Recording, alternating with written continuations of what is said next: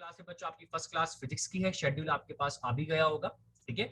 और फिजिक्स में बच्चों हम क्या करेंगे, सबसे पहले आपके टोटल 6 मॉड्यूल्स हैं बच्चों, उनमें से हम फर्स्ट मॉड्यूल का फर्स्ट टॉपिक चालू करेंगे जिसका नाम है basic mathematics used in physics. मतलब फिजिक्स में बेसिक मैथमेटिक्स के वो कंसेप्ट हम पढ़ेंगे जो काम आएंगे कैलकुलेशन को इजी करने में या कैलकुलेशन करने के लिए, ठीक है। ध्यान रखिएगा, यहां पर हम पढ़ने वाले हैं बेसिक मैथमेटिक्स, ठीक है।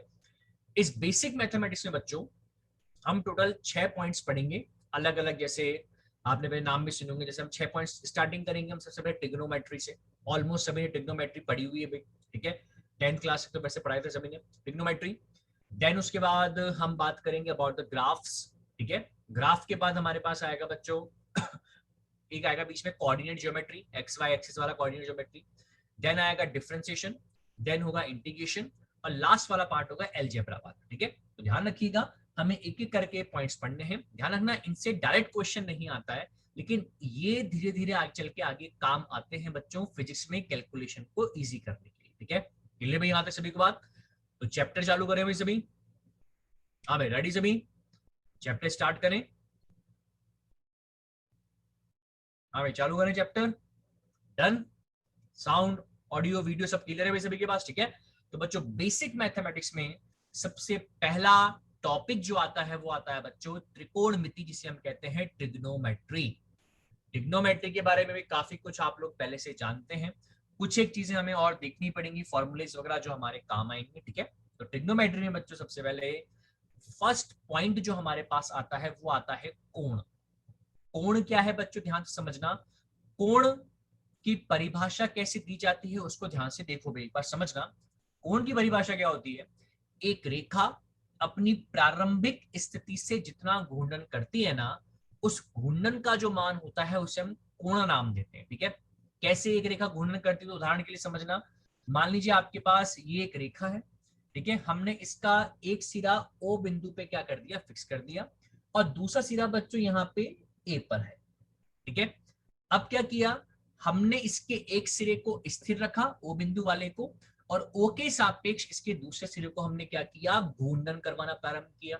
घूर्णन करवाना प्रारंभ किया तो कुछ समय बाद ये ए बिंदु यहां पहुंच गया ऊपर। जैसे ऐसे समझो, ये आपके पास एक सरल रेखा है, इसका ये पॉइंट तो ये सिरा तो हमने स्थिर कर दिया, और इस सिरे को हमने ऐसे ऊपर घुमाया, ठीक है। तो जितना ये सरल रेखा घूर्णन करेगी, यहां पर जो ये कोण बनेगा, यहाँ पर जो ये मान आएगा घूर्णन होगा, उसे हम क्या नाम देंगे बच्चों, कोण। ध्यान रखिए, कोण कुछ भी नहीं होता है, कोई भी सरल रेखा अपनी प्रारंभिक स्थिति से जितना घूर्णन करती है ना, उसे हम कोण नाम देते हैं, ठीक है। ध्यान रखिए कोण, और कोण को बच्चों प्रदर्शित करने के लिए सामान्यतः हम कौन सा चिन्ह काम में लेते हैं, थीटा का चिन्ह काम में लेते हैं, ठीक है। तो ये हो गया हमारे पास कोण थीटा। अब रेखा कितना घूमेगी वही उसका कोण कहलाएगा, ठीक है। इसके बाद बच्चों आता है कि जो कोण होगा उसका चिन्ह निर्धारण।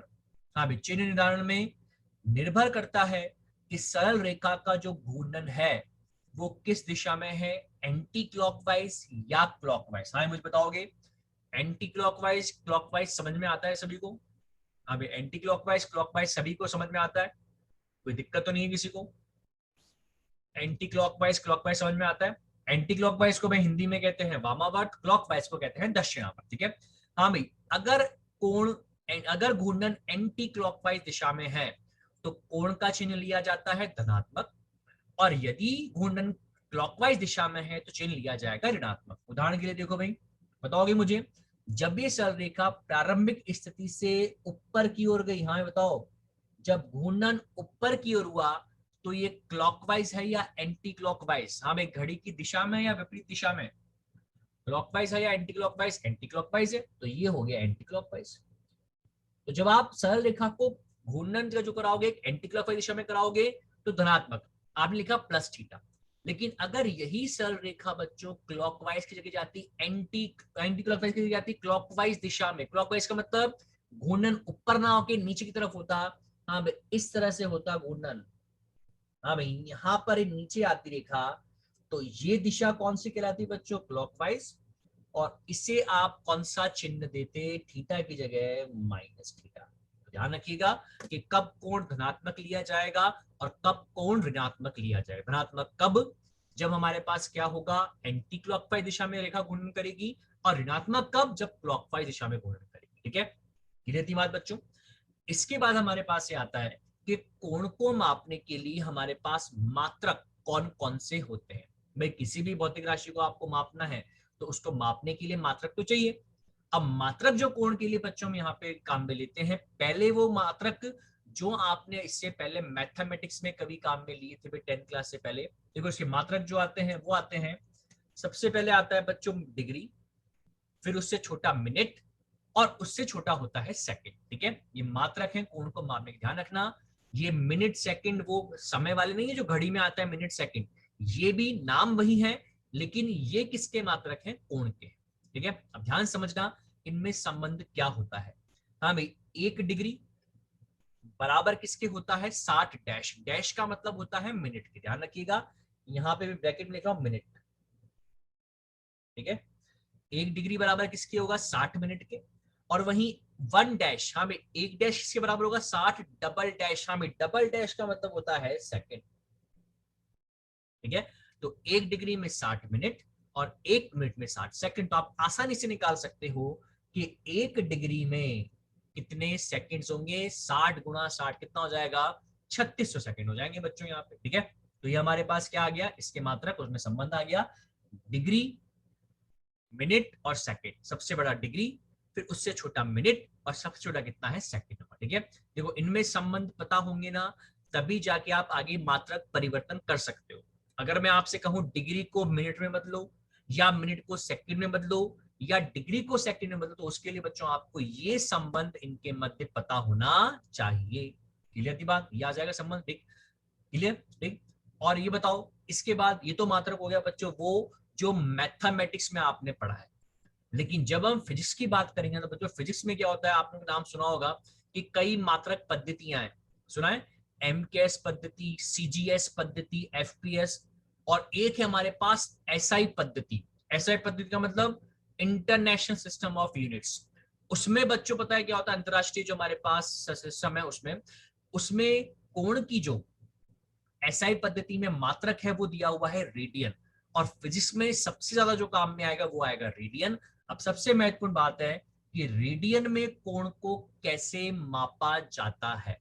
सबसे इंपॉर्टेंट बात देखो, डिग्री में कोण को कैसे मापते तो मुझे बताओगे, हाँ ये बताओ, 10th क्लास तक जब आपने ज्यामिति ज्योमेट्री पढ़ी तो बताओ, किसी भी कोण को मापने के लिए आप कौन सा गणितीय उपकरण काम में लेते थे, एनी आइडिया।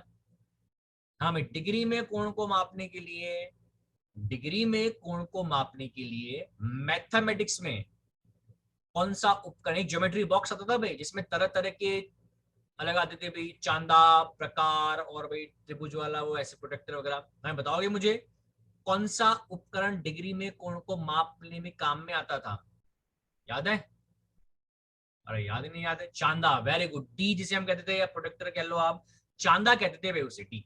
ठीक है, याद है डी, आधा चांदा भाई, सेमी सर्कल होता है भाई, अर्धवृत्त होता है तो चांदा कहते, मतलब चांदा कहते थे आप उसको। ठीक है, याद है चांदे में 0 डिग्री, 10, 20, 30, 40, 50, 60, 70, 80, 90, फिर ऐसे 180 डिग्री पूरा बनता था, याद है। तो वहां पर आप क्या करते थे कि अगर दिया गया कोण डिग्री में है तो उसे मापने के लिए आप किसे काम में लेते थे, चांदे को। अब बात आती है कि अगर हमें कोण को डिग्री की जगह रेडियन में काम में लेना है तो रेडियन में ज्ञात करने के लिए कौन सा तरीका लगाया जाएगा, मतलब तरीके का मतलब यहाँ पे क्या है कि हमें यहाँ डिग्री रेडियन में मापने के लिए कैसे ज्ञात करेंगे। देखो उसका कंसेप्ट क्या है, रेडियन में कोण कैसे मापा जाता है, सभी ध्यान से समझना। देखो भी तरीका क्या है, हमने मान लिया कि एक वृत्ताकार पथ है, इसका केंद्र कितना है, O है। ठीक है, इस वृत्ताकार पथ की त्रिज्या बच्चों हम कितनी मान लेते हैं, ठीक है, इसकी त्रिज्या मान लेते हैं हम स्मॉल आर, ये स्मॉल आर त्रिज्या मान लेते हैं। ठीक है, मान लेते हैं एक कण प्रारंभ में बिंदु ए पे था, अब वो वृत्तीय पथ के अंदर गति करने लगता है एंटी क्लॉकवाइज दिशा में, हाँ मैं नीचे से ऊपर जा रहा है एंटी क्लॉकवाइज, और चलते चलते कहां पहुंच गया, बिंदु बी पे। ठीक है, तो ए से चलकर जब बी पे पहुंचा तो इसने ए से बी तक की जो दूरी तय करी, हाँ मैं इसे मैंने नाम दिया एस, और ये होगा चाप की लंबाई के बराबर। ठीक है, अब देखो ध्यान से, जब ये ए से बी पहुंचा, इसे दूरी तय करी एस, हाँ मैं केंद्र पर कितना कोण बनाया, थीटा। अब पूछा जाएगा इस कोण थीटा का मान ज्ञात करके बताओ। तो बच्चों ध्यान सुनिएगा, अगर हमें वृत्तीय पथ की त्रिज्या पता है, हाँ भाई चाप की लंबाई पता है, तो यहाँ पर कोण थीटा का मान कितना आएगा बच्चों, थीटा बराबर चाप बटे त्रिज्या के। चाप बटे त्रिज्या का मतलब क्या आ जाएगा, एस बटे आर। तो ध्यान रखिएगा, आप जब भी आगे चल के ये चीज बच्चों दोबारा काम आएगी, हम जब वृत्तीय गति पढ़ेंगे तो वहां एक भौतिक राशि आती है कोणीय विस्थापन। कोणीय विस्थापन का मतलब भी क्या होता है, कितना कोण चला वो। तो वहां पर भी हम क्या करेंगे, कोण निकालेंगे, तो फॉर्मूला लगाएंगे चाप बटे त्रिज्या का। अभी चाप का मतलब कितनी दूरी तय करी उसने पथ पे, पथ के अनुदिश, और आर त्रिज्या हो जाएगा। तो ध्यान रखना, जब भी आप ये सूत्र लगाएंगे, तो ये सूत्र लगाने पर बच्चों सदैव ध्यान रखिएगा, जो कोण आएगा उसका मात्रक क्या होगा, रेडियन। ठीक है, तो पॉइंट ध्यान रखना बच्चों, आगे तक काम आएगा कि जब भी आप कोण को मापने के लिए फॉर्मूला लगाएंगे थीटा बराबर एस बटे आर का, चाप बटे त्रिज्या, तो वहां से कोण का मात्रक क्या निकल के आएगा बच्चों, रेडियन निकल के आएगा। ये बात क्लियर भाई सभी को, ध्यान रहेगी बात, तो पॉइंट ध्यान रखिएगा। इससे पहले हमने डिग्री की बात करी। हाँ भाई, डिग्री में हमारे पास क्या था कि यदि हमें कोण डिग्री में मापना हो तो हम चांदी को काम में लेते थे, ठीक है, लेकिन यहां पर अगर हमें कोण को रेडियन में मापना है तो फॉर्मूला आएगा चाप बटे त्रिज्या का। क्लियर। अब देखो एक चीज आती है, हमारे पास दो तरह के मात्रक हो गए, कौन कौन से, डिग्री और रेडियन। मुख्यतः डिग्री है वो कौन से, उसका मात्रक एक मैथमेटिक्स में आता है भी ज्यादातर काम में, लेकिन रेडियन फिजिक्स में काम में आएगा। लेकिन रेडियन के साथ बच्चों एक दिक्कत है कि रेडियन जब भी आपसे कहा जाएगा ना, तो आपके दिमाग में उसकी इमेज, उसकी फोटो नहीं आती। सर कैसे, अगर मैं आपसे कहूं 90 डिग्री, हाँ भाई 90 डिग्री कोण कैसा दिखाई देता है, दिमाग में आता है नहीं आता है मुझे बताओ। अरे आता है नहीं आता है, 90 डिग्री आता है। अगर मैं आपसे कहूं 60 डिग्री, 120 डिग्री, 150 डिग्री, 180, 240, 270, 300, बताओ जब जब कोण डिग्री में आता है तो दिमाग में इमेज आती है कि सरल रेखा कितना घूर्णन किया होगा। भाई पता है 90 डिग्री पे ऐसे लंबवत होता है, विपरीत हो गए तो 180 हो जाएगा, ये कोण बन जाता है आसानी से। कब, लेकिन डिग्री में। तो हमें कोण की इमेज किस में निकालनी आती है बच्चों, डिग्री में। लेकिन यहां पर अगर रेडियन में आ गया, हमें मैं अगर आपसे कहूं 100 रेडियन एंगल बना के बताओ, हमें बताओ 90 डिग्री बना सकते हो, 90 रेडियन बना के बताओ कि 90 रेडियन कितना दिखता होगा। तो बताओ कि 90 रेडियन की शक्ल आप डायरेक्ट बना सकते हो क्या, कि 90 रेडियन के लिए सरल रेखा के बीच में कोण कैसे बनेगा, नहीं बना सकते। क्यों, क्योंकि उसका स्केल, उसकी जो मापने का तरीका है ना, वो प्रैक्टिकल हमारे पास नहीं है। तो बच्चों क्या करना पड़ेगा, कई जगह हमें मात्रक परिवर्तित करना पड़ेगा।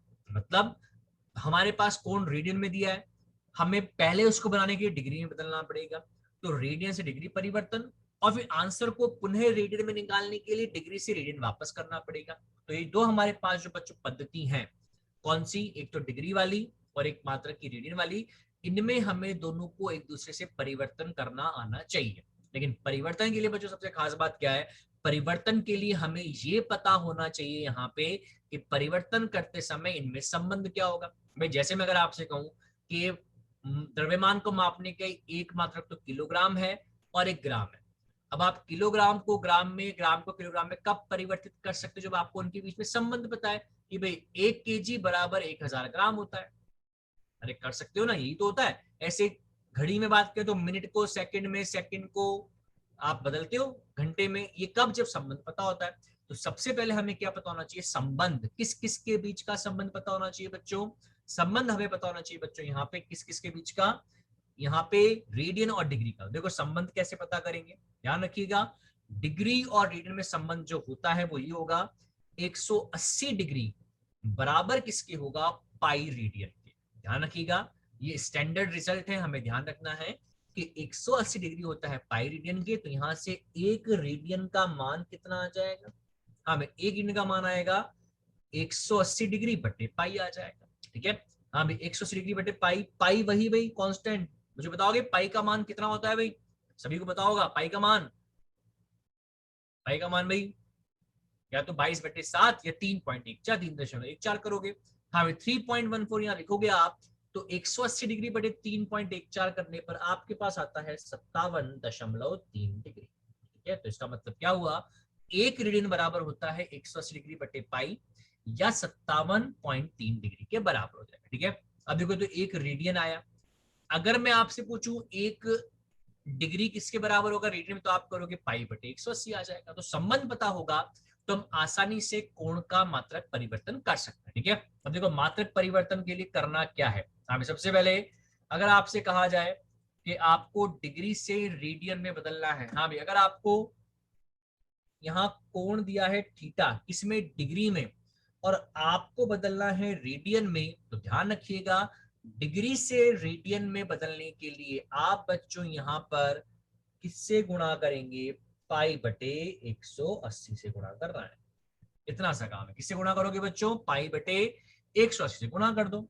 जैसे आप पाई बटे 180 से यहाँ पे गुणा करोगे तो आसानी से आपके पास क्या आ जाएगा बच्चों, यहाँ पे कोण किस में आ जाएगा, रेडियन में निकल के आ जाएगा। ठीक है, वहीं पे अगर आपको यहाँ मात्रक दिया है रेडियन से डिग्री में करने के लिए, हमें कोण दिया है पहले से रेडियन में और किसमें बदलना है, डिग्री में, तो इस बार आप दिए गए कोण को किससे गुणा करोगे, 180 बटे पाई से। ठीक है, ध्यान से समझ लो क्या करना है, डिग्री से रेडियन में करना है तो डिग्री हटाना है तो डिग्री बटे में आ जाएगा 180 डिग्री। ठीक है, पाई बटे 180 हो जाएगा। और रेडियन से डिग्री में करना है तो आप कोण को किससे गुणा करोगे, 180 डिग्री बटे पाई से करना है। ठीक है, अब यहां तक बात क्लियर। अब आगे मैं आपको कुछ कोण दूंगा जहां आपको रेडियन को डिग्री में और डिग्री को रेडियन में परिवर्तित करना पड़ेगा।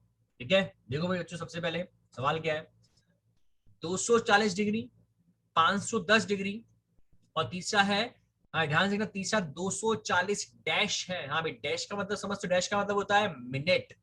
हाँ, इनको आपको रेडियन में बदलना है, तो बदल के बताया मुझे रेडियन में कितना आएगा। हाँ, रेडियन में आंसर लिखना है आपको, कोण कितना आएगा रेडियन में, करो भैया, पता होना चाहिए किससे गुणा करना है। देखो भाई क्या आ रहा है, 240 डिग्री, हाँ भाई रेडियन में बदलना है इसको, तो देखो किस कितना आएगा आंसर, रेडियन में बदलेंगे तो आंसर कितना आ रहा है, देखते हैं भाई। वेरी गुड भाई, कुछ नहीं करना है भाई। भाई सबके अलग अलग आंसर क्यों आ रहे हैं, इतना सा सवाल है भाई, आंसर तो सेम आने चाहिए भाई। पाई के रूप में आएगा आंसर, पाई को पाई, हाँ ध्यान रखना पाई को छेड़ना नहीं है, पाई को पाई ही रहने देना है। ठीक है, तो कैसे करेंगे, ऊपर पाई और नीचे 180 से गुणा, 0 से 0 कैंसिल हो जाएगा भाई, डिग्री से डिग्री गया, 200, हमें 24/18, तो 6 से काट दें तो कितना आ जाएगा, 4/3 पाई के एक पर, हमें 4 पाई/3, और पीछे मात्रक लिखेंगे तो क्या आ जाएगा, रेडियन आ जाएगा। ठीक है, क्लियर। हाँ भाई, अगला वाला करो, सेम काम करना है, पाई बटे 180 से गुणा करना है। ये बताओ कितना आ रहा है भाई, पाई बटे 180। हाँ भाई, अगर देखो पाई लिखने में दिक्कत आ रही है ना किसी को आंसर में, तो पी आई लिख देना, पाई की जगह पी आई, पाई बन जाएगा, कोई दिक्कत नहीं है ना। और लिखने किसी को लग रहा है तो लिखना भारी पड़ रहा है, मत लिखो आंसर, बस चेक कर लो सही आना चाहिए। हाँ भाई, इसमें देखो कैंसिल करोगे, 0 से 0 कैंसिल, हाँ भाई 51/18, 3 से कैंसिल करो, 3 से भाई ऊपर जाएगा 17 बार और नीचे जाएगा 6 बार, 17 पाई/6 आ गया, रेडियन मात्रक आ गया। हाँ भाई, अब खतरनाक लास्ट वाला बताओ, आखिरी वाले में आंसर कितना आएगा रेडियन में, आखिरी वाले में आंसर रेडियन में कितना, वेरी गुड भाई सृष्टि, वेरी गुड। हाँ बाकी देखो और किसका आ रहा है, एक स्टूडेंट का आ गया भाई, बाकी देखो, हमें डैश मिनट में दिया है 240,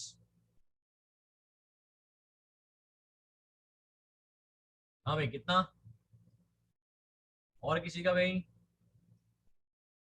वेरी गुड रंजीत, खुशबू बेटा गलत है, आंसर किस में निकलेगा, रेडियन में, रेडियन में निकालना है, रेडियन के हिसाब से करो सॉल्व। देखो भाई तरीका, सबसे पहले पता है क्या है, यहां पर जो आपको बच्चों दिया है कोण, वो किस में दिया है, मिनट में, ध्यान रखना डायरेक्ट मिनट को हम रेडियन में नहीं बदल सकते हैं, क्योंकि संबंध किसका किसके साथ है हमारे पास, रेडियन का डिग्री के साथ है। ठीक है, वेरी गुड रोहित, सही आंसर है। तो पहले आपको दिए गए कोण को डिग्री में बदलना पड़ेगा। हाँ भाई, 240 मिनट को डिग्री में बदलना है तो आपको पता होना चाहिए डिग्री का रेडियन के साथ संबंध। हाँ भाई, 1 डिग्री बराबर कितना था, 60 डैश था। तो 1 डैश, हाँ भाई 1 डैश का मतलब हो जाता है 60 मिनट। 1 मिनट मतलब ये हो जाएगा 1/60 डिग्री के, ये होगा ना बच्चों, आ जाएगा 1/60 डिग्री हमारे पास। अब ये मान यहां रख दो। तो देखो हमने सबसे पहले इसको बदला डिग्री में, तो 60 से डिवाइड किया, कर दें। अब यहां हमने इसको 60 से जैसे डिवाइड किया, तो 60 से डिवाइड करने पर इंटू, हाँ भाई ये पूरा डिग्री में आ गया। अब इसको रेडियन में बदलना है तो पुनः किससे करना पड़ेगा बच्चों, पाई/180 से। तो पाई/180 कर दो। सही है भाई। अब देखो इसको हल कर लो आप, हल करोगे तो आपके पास कितना आ जाएगा, हाँ भाई 0 से ये 0 कैंसिल, 6 से 24 4 बार, 4 से 180 45 बार। तो आपका आंसर आएगा बच्चों पाई/45 रेडियन के। चेक कर लो भाई एक बार, पाई/45 रेडियन आ गया भाई। सभी का कोई दिक्कत तो नहीं है किसी को। 240/60 इंटू पाई/180 आ जाएगा। ठीक है, क्लियर। 240/60 इंटू पाई/180, पाई/45 रेडियन निकल के आ जाएगा भाई। क्लियर, कोई दिक्कत तो नहीं है किसी को। क्लियर भाई, आगे बढ़े। तो ध्यान रखिएगा कि यहाँ पर हमें कैसे कोण को डिग्री से रेडियन में, अगर मिनट में है तो पहले किससे बदलना पड़ेगा बच्चों, उसको हमें डिग्री में, फिर सेकंड, फिर रेडियन में। ठीक है, हाँ भाई अगला आपको करना है। अब यहाँ देखो कोण दिए हैं रेडियन में और बदलना है डिग्री में। हाँ भाई, रेडियन को डिग्री में बदलना है तो आप हर एक कोण को किससे गुणा करोगे, हाँ भाई 180/पाई से। हाँ भाई करो गुणा और आंसर निकाल लो सबके, डिस्कस कर लेते हैं क्या क्या आंसर आ रहा है।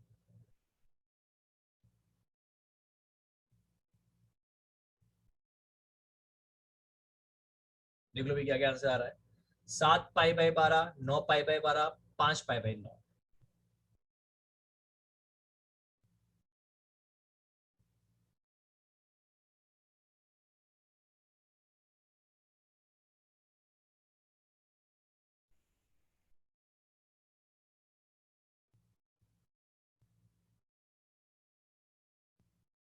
हाँ भाई, फर्स्ट वाले का आंसर कितना भाई, वेरी गुड। फर्स्ट वाले का भाई सॉल्व करना है भाई, पाई से पाई कैंसिल हो जाएगा, 12 से 180 15, 15 इंटू 7, हाँ भाई 105 डिग्री। हमें फर्स्ट 105, वेरी गुड, सभी का आ रहा है 105 डिग्री। दूसरे पे आ जाओ, 105 आ रहा है भी। देखो कैलकुलेशन तो मेथड, इतनी मैथमेटिक्स तो भी आनी चाहिए, जोड़ने घटाने की, भाग देने की, गुणा करने की। ठीक है, वेरी गुड। तो यहाँ सेकंड वाले का 324 डिग्री आ रहा है। कैसे आएगा सर, पाई से पाई उड़ा दो, 5 से 180 जाएगा 36 बार। ठीक है, 36 × 9 करोगे तो आपके पास कितना आ जाएगा, 324। एंड द लास्ट, लास्ट वाला बहुत आसान है, पाई से पाई गया, 180 से को 9 से करोगे तो 20, 20 इंटू 5, हाँ भाई 100 आ रहा है। देखो 100 डिग्री सही है भाई, देख लो 100 डिग्री सभी का, कोई दिक्कत तो नहीं है 100 डिग्री में। सही है भाई, ठीक है, परफेक्ट। तो ध्यान रखिएगा कि मात्रक परिवर्तन करना आना चाहिए। कारण क्या है बच्चों, उसको बहुत ध्यान से समझना। हाँ, और मुख्यतः पता है क्या ध्यान रखना है, ये आपके पास कोण है, जैसे मान लो इससे पहले अपन ने कोण लिए, इसके अलावा मुख्यतः भाई ये कोण है जो काम आते हैं। 90 डिग्री ज्यादातर, 90, 180, 270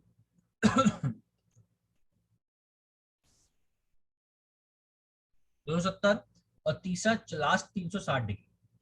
हाँ मैं इन सभी को आपको रेडियन में पता होना चाहिए। रेडियन में कितना आएगा मुझे बताओगे 90 का, ये स्टैंडर्ड इसलिए बता रहा हूँ भाई, वैसे आते होंगे सभी को। हाँ भाई 90 कितना रेडियन में, पाई/2, ये कितना हो जाएगा, पाई डायरेक्ट पता है, ये कितना 3 पाई/2, और ये कितना हो जाएगा 2 पाई।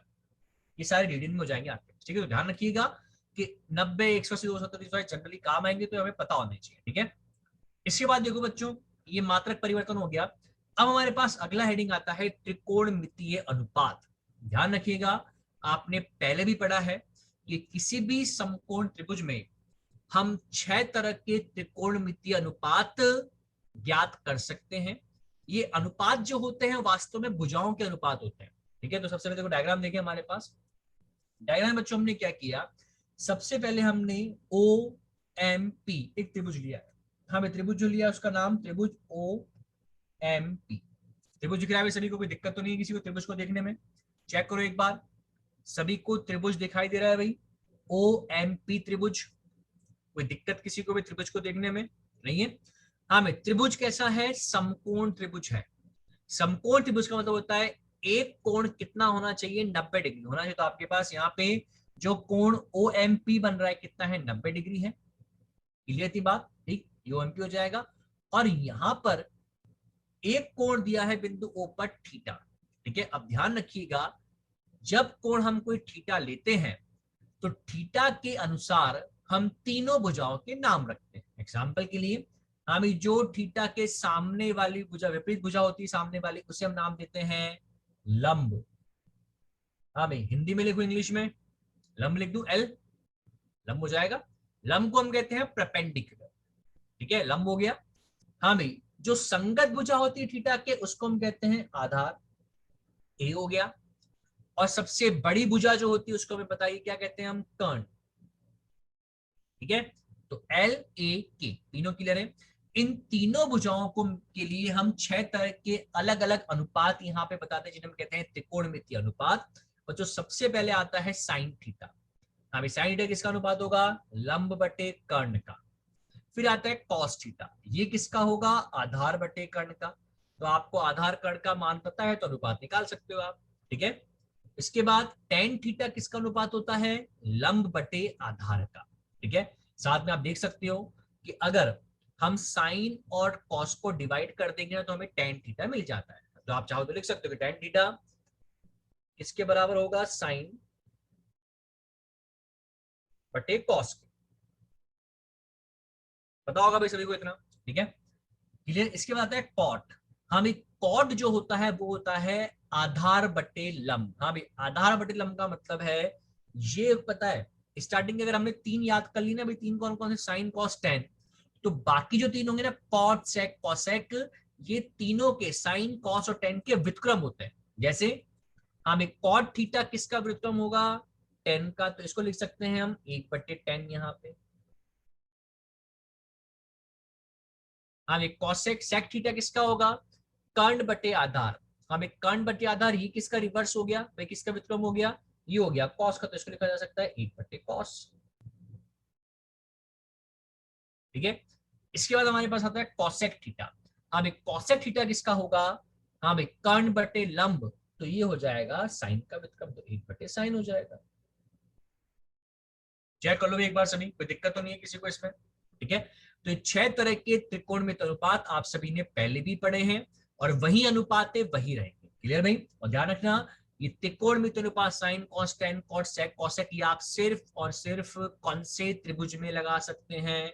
समकोण त्रिभुज में। हाँ भाई, त्रिभुज कैसा होना चाहिए? समकोण होना चाहिए। समकोण का मतलब एक कोण कम से कम कितना होगा? 90 डिग्री का उसमें होना ही चाहिए। ठीक है बच्चों, इतनी बात क्लियर? ठीक, इसके बाद देखो ध्यान से, इस पे सवाल, सिंपल सा सवाल कैसे बनता है। देखो सवाल क्या है, यदि थीटा का मान 90 डिग्री से कम है, जैसे यहाँ पे 90 से कम दिया हुआ थीटा का मान, थीटा मतलब जिसके लिए त्रिकोणमितीय अनुपात याद कर रहे हैं, और sec थीटा बराबर कितना दिया है बच्चों? हमें sec थीटा यहाँ पे दिया हुआ है, sec थीटा बच्चों यहाँ पे हमें दिया हुआ है 5/3 हो तो शेष त्रिकोणमितीय अनुपात ज्ञात करें। अब बच्चों देखो, हमें दिया हुआ क्या है? sec theta. sec थीटा का मान कितना है? 5/3। अब मुझे बताओ, अगर एक त्रिकोणमितीय अनुपात ज्ञात है तो बाकी के सारे त्रिकोणमितीय अनुपात आप ज्ञात कर सकते हो। हमें एक अनुपात याद है, बाकी के ज्ञात कर सकते हो, कोई दिक्कत तो नहीं किसी को ज्ञात करने में? कर सकते हैं। कैसे करेंगे? देखो, हमें sec थीटा किस किसका अनुपात था? sec थीटा देखो अनुपात था हमारे पास कर्ण बटे आधार का। हमें k बटे a हो गया,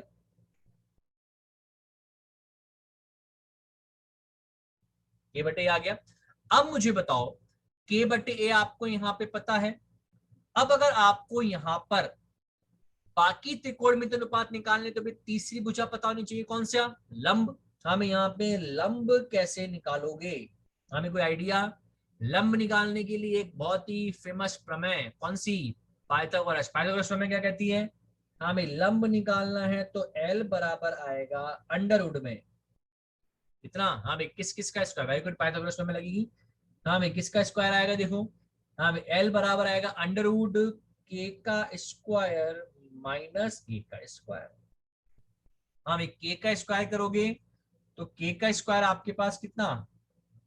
5 का स्क्वायर 25 माइनस 3 का स्क्वायर 9, तो L आ गया बच्चों 4 के बराबर। अब मुझे बताओ, अगर L 4 के बराबर है, हाँ भाई L अगर 4 के बराबर है तो बाकी सारे अनुपात निकाल सकते हो, कोई दिक्कत तो नहीं आएगी। तो ध्यान रखिएगा कि अगर हमें एक त्रिकोणमिति अनुपात पता है ना, तो हम उसकी सहायता से बाकी सारे त्रिकोणमिति अनुपात बड़ी आसानी से ज्ञात कर सकते हैं। डन बच्चों, क्लियर? आगे बढ़े।